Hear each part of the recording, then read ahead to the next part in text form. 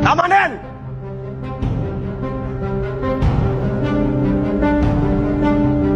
Huwag niyong pinagsasalita na ganyan si Ben. Ang importante ngayon, ligtas na tayo. Ang inaalala ko ngayon, si Gina. Nakita ko kanina, tinamaan siya ng bala. Sana lang walang nangyari masama sa anak nila ni Ben. Tagol, yun ang sinasabi ko. Hindi naisip ni Ben na maaaring madamay ang asawa niya at anak niya sa ginawa niya. Ngayon, kung may masamang mangyari kay Gina at sa anak niya, malamang karma yun sa masamang ginawa niya sa atin. Narinig kong tinawag mo akong hambog at mayabang.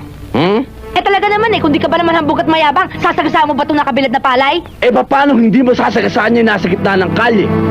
Eh public highway ito, dapat di mo nilalagay dyan yan. Sa ginagawa mong yan, pwede ka makulong. Abay kung ilang taon na namin ginagawa dito yan Eh ikaw pa lang naman ang bukod tanging bastos na sumagasa ng mga palay na nakabilad dito.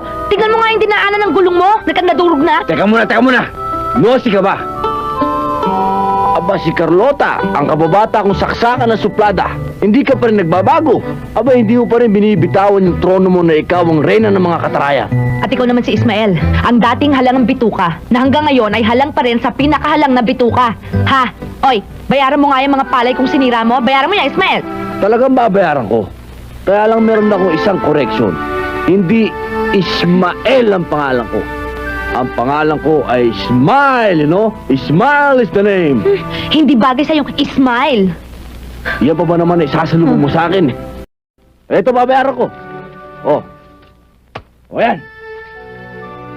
Ano ba? Alam mo, sayang ka eh. Ang ganda-ganda mo pa naman. Ang sungit-sungit. Ano ka ba?